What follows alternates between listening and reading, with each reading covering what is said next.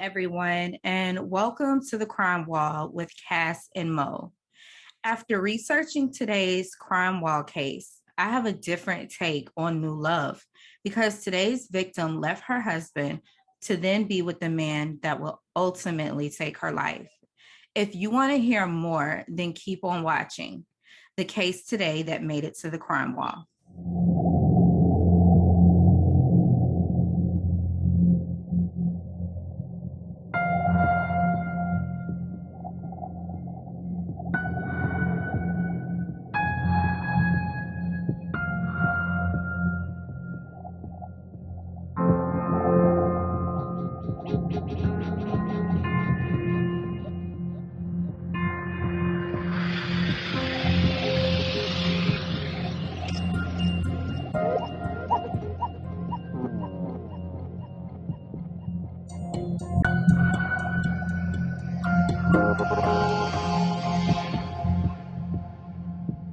Today we'll be telling the story of Julia Dardar. Julia Dardar was like every other woman in the world, trying to enjoy the American dream.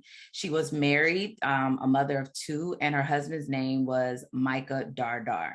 Now, we all married with the hopes of, a forever after, but it seems that Julia and Micah just couldn't save their marriage. And they decided to split somewhere around the mid-2021. Now, this is a warning, everyone, about rebounds, because we as women can tend to be a bit more emotional after a breakup, which can at times cloud our judgment, as we are looking to fill the void or the pain that normally goes with a tragic event, such as a divorce or a breakup. Now, Julia didn't waste any time, as she would eventually meet Benjamin Beale. According to various newscasts and articles, Benjamin Beale, who is currently trying to post bond, comes from a very wealthy family, giving him the means to possibly meet his $1.4 million bond. Benjamin Beale is currently being held as he has been accused of decapitating and dismembering Julia Dardar, who was his alleged live-in girlfriend. Here is a little background about Beale, who was also known as Kelly Kilpatrick.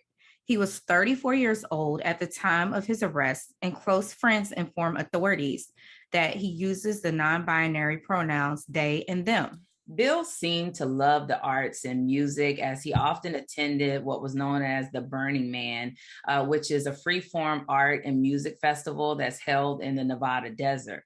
Now, to all my yoga lovers, I'm not sure what type of Zen Beale was on, but he was also known to practice acro yoga, which is a combined yoga and acrobatics. Now, he obviously didn't fit well in this community because, according to other yogis who asked to remain anonymous, said that Beale had fallen out of favor with many of them in the community over allegations of harassment and other mischievous behaviors. So how and when did Beale and Dardar meet? Well, according to some of their social media, it seems there was a post that linked the two as being acquaintances sometime before June 2021. There was a post that stood out where Beale actually was thanking Dardar for helping with an elderly neighbor's move. According to the other resources, Dardar had moved in with her alleged boyfriend, Benjamin Beale, shortly after her split with her husband. Beale and Julia seemed to bond over their love for attending these music festivals. According to interviews from her husband, Micah Dardar, and close friends, they stated that Julia unfortunately struggled with drug addiction and mental illnesses. Her split with her husband was a major trigger that spiked her drug addiction into an out-of-control spiral. Now, even though the two were split up, it seems that Micah still tried to remain in contact with Julia, as I believe they were still married. But it was one day that his calls, they seemed to go unanswered, and he could not get in contact with Julia. And this was not the norm for him. With this concern of not hearing anything from her, it was decided to report her missing. Now, this is when things took a grisly term because no one could get in contact with Julia Dardar per Micah Dardar. He stated that he suspected something was severely wrong because Christmas went by without Julia calling to talk to her daughters. Micah Dardar felt strongly that Benjamin Beale was responsible for her disappearance. Now, some time went by, resulting in enough evidence for authorities to decide to obtain a search warrant, leading them to discover a dismembered, decapitated body in the freezer of a travel bus owned by Benjamin Beale that was located right on his property.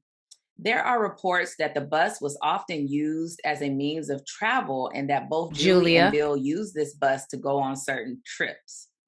The strange art that was displayed here in this picture also shows a red eye at the top of the bus. It was reported that there was a power cord that ran from the home to the bus, giving power to a freezer that was located inside of this bus, parked on his property where he lived. Poor Julie's decapitated body was stored in this freezer, and had it not been for her husband, Micah, authorities might have never even looked for her. It was stated that the murder weapon used to dismember and decapitate Julia was a power saw that was owned by Benjamin Beale. Until they were able to confirm whether or not this was Julia's body, they arrested Beale on obstruction of justice, weapons, and drug charges, along with a meth lab being found in his home. A lot of Julie's friends and family were against Benjamin getting a bond because they felt like Benjamin should have to sit in jail until it was confirmed whether or not he indeed murdered Julia Dardar. So a $400,000 bond is not really outside of their means, but that must have been the most that he could be charged with was the weapons and drug charges, as they were currently holding him as they waited on the autopsy results. Later, the autopsy was performed and confirmed that the body did belong indeed to Julia Dardar, and the causes of death are as follows. The coroner says she suffered from blunt force injuries of the head and neck with asphyxia due to manual strangulation. Benjamin then was charged with second-degree murder of Julia Dardar, and his bond was raised up to $1.4 million. If Benjamin is convicted of Julia's murder, he could be facing up to life in prison.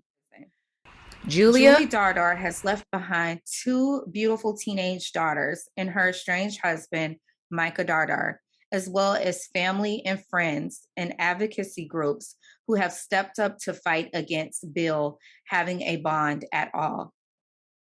Reminder for all to be safe, share our breaking news, and if there is any part of this story that you would like to have a request to have updated that you may feel is inaccurate and you are a part of the family, we will definitely do a victim update. Those forms are listed in our description box, and we also would like to know if there's any fund that you have set up for the victim and their family.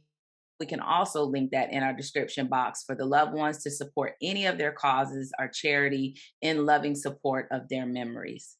Guys, and be sure to like, comment, and subscribe to our channel.